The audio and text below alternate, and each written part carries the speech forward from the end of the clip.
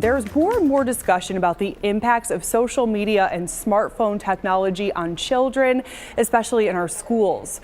Most Buffalo's Ron Plants has some national, state, and local perspectives on whether cell phones should be allowed in schools anymore. And he joins us now with some of that discussion. Hi, Ron. Hi, Lauren.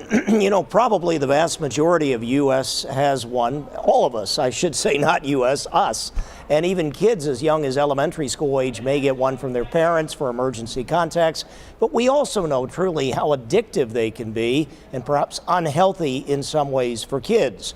That is why people in Washington, from the U.S. Surgeon General, some members of Congress are now advocating for the idea of a complete ban on cell phones in school, citing concerns for youth like the distraction factors, mental health, bullying, and sometimes a constant barrage of social media threats or encouragement to violence or bad behavior.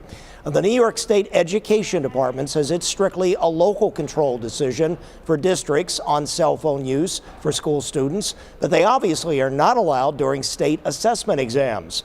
Two local school district leaders mentioned widely varying policies. Grand Island only at lunch and while changing classes, and Niagara Falls pre-K through 8th grade, no phones allowed, but high school students can keep them. Some of their reasons why or why not.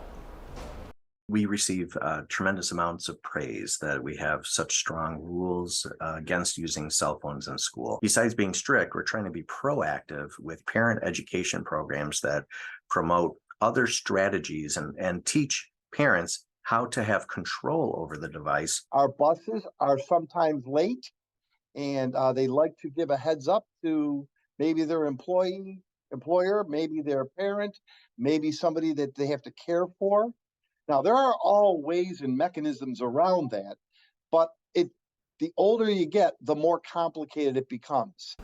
The Buffalo City Schools have a policy that cell phones must stay off unless used for instructional purposes, even though they also get laptops for that purpose. Some school leaders also cite safety to collect student phones upon entry and return them at the end of the day. We'll see where all these discussions go. On your side, Ron Plants, Channel 2 News. Lauren?